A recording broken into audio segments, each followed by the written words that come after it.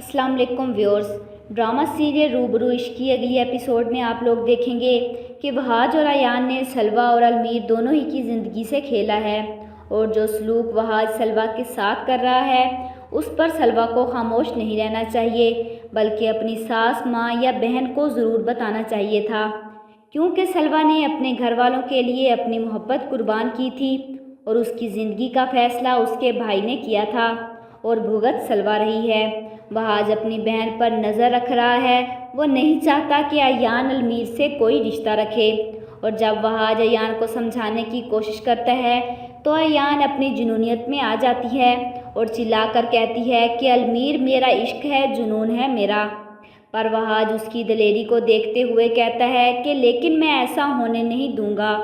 अपने भाई के मुंह से ये सुनकर वहाज का गिरेबान पकड़कर चिल्लाती है कि सलवा से उसका नसीब छीन सकते हैं, लेकिन मुझसे मेरा नसीब नहीं छीन सकते। और मज़ीद चिल्लाकर कहती है कि कल अलमीर के दिल में सिर्फ अयान होगी, सिर्फ मैं होंगी। और दूसरे ही दिन अयान अपनी मोहब्बत का इकरार अलमीर से कर देती है, लेकिन अलमीर उसकी मोहब्बत को कबूल नहीं करता, क्योंकि वो सिर्फ उसे अपने दोस्त समझता है, जबकि अलमीर की सबसे बड़ी दुश्मन अयान है, जिसने सलवा और अलमीर दोनों से ही दुश्मनी निभाई थी। और जब अलमीर इनकार करके चला जाता है तो अयान उसकी कार के आगे आकर खड़ी हो जाती है और मजबूरन अलमीर को गाड़ी रोकनी पड़ती है और वो उतर कर कहता है कि दिमाग ख़राब हो गया है तुम्हारा। और वो अलमीर को खुदकुशी करने की धमकी देती है और छत से छलांग लगाने पहुंच जाती है और अलमीर उसे रोकता है कि पागल तो नहीं हो गई तुम, ये क्या बेवकूफ़ी है।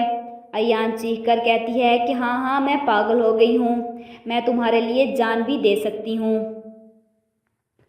क्या अयान खुदकुशी कर लेगी? कमेंट बॉक्स में अपनी राय का इजहार ज़रूर कीजिएगा और साथ ही साथ मेरे चैनल को भी सब्सक्राइब कीजिएगा। Thanks for watching.